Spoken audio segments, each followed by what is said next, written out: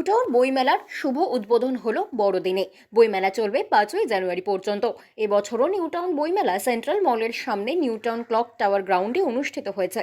বইমেলার উদ্বোধন অনুষ্ঠানে উপস্থিত ছিলেন হিডকোর ভাইস চেয়ারম্যান হরেকৃষ্ণ দ্বিবেদী, এনকেডিএ চেয়ারম্যান আলাপন বন্দ্যোপাধ্যায়, কবি জয় গোস্বামী, শিল্পপতি সত্যম রায়চৌধুরী, পাবলিশার্স অ্যান্ড গিল্ডের সভাপতি ত্রিদেব ভট্টাচার্য, রাজারহাট নিউটাউনের বিধায়ক তাপস চ্যাটার্জি, নিউটাউন বইমেলার সভাপতি গৌতম রায়, নিউটাউন বইমেলার সম্পাদক সঞ্জয় জানা, নিউটাউন বইমেলার সহ সভাপতি অনুপম জানা সহ বিশিষ্টজনেরা।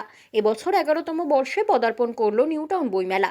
এবারের থিম শতবর্ষে রবীন্দ্রনাথের রক্তকরবী। সেই উপলক্ষে বিভিন্ন রকম আর্টওয়ার্ক দেখা যাবে বইমেলার গেটে। মমতা বিতান নামক একটি বিশেষ স্টল রয়েছে বইমেলায়। এই স্টলে মুখ্যমন্ত্রী মমতা বন্দ্যোপাধ্যায়ের লেখা সমস্ত বই পাওয়া যাচ্ছে। নিউটাউন বইমেলা একটা নানা কারণে প্রসার ঘটেছে। আমরা এখানে কয়েকটি বইমেলা অর্গানাইজ করি। এটা বাগিয়াটি বইমেলা, আমি তখন চেয়ারম্যান ছিলাম, এখনও সেটা চলছে।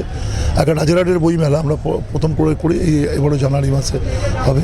আর এই নিউটাউন বইমেলা, নিউটাউন নামের সাথে নানা কারণে নিউটাউনের দুর্গাপুজো এখন সমাদৃত হচ্ছে, বইমেলা সমাদৃত হচ্ছে। নিউটাউনে যে মানুষরা এসছেন তাকে সামনে রেখে যে আমাদের এলাকা, আমি মনে করি মেলা বইমেলা একটা আন্দোলন। আজকে ইনফরমেশন টেকনোলজির যুগে বইয়ের কোনো বিকল্প হতে পারে না, বই নিয়ে কোনো কম্পিটিশানই হতে পারে না, কোনো বিতর্কই হতে পারে না। আমি নিজে তার সাক্ষী।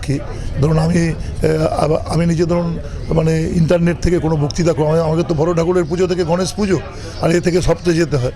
নেট থেকে আমার এক বন্ধু সাহায্য করেন যে কী বিষয়ের ওপর বলবো, ওইটা যখন হয়ে যায় বক্তব্য সেটা আমি ভুলে যাই। তো যেটা আমার কাছে কণ্ঠস্থ হয়ে যায়, আমি ছাত্র জীবনে যেটা কণ্ঠস্থ করেছি সেটা কিন্তু আজও আমার কাছে আদর্শবোধ, আজও কিন্তু আমার কাছে সেটা যেটা থাকে। তা বইয়ের আমার এক বন্ধু ছিল, সে আমাকে উৎস কথা বলে একটা বই, আমি যখন চেয়ারম্যান হই তখন আমাকে তুই সারাদিন পার্টি করে লেখাপড়া করিস না, লেখা এইটাতে তুই যখনই যাবি চোখ খুলে দেখতে যাবি। তো আমি সেটা দেখে এত উপকৃত হয়েছি। কত আমাদের দেশের মানে অনেক কিছু ব্যাপার জানা যায়। আমরা সত্যি উৎসবে যাই, মানে আমরা জানি না। যেমন আমাদের 12 ইয়ার, এই কথাটা 12 পুজো, যে 12 ইয়ার থেকে এসেছে, এগুলো সব হচ্ছে বই থেকে।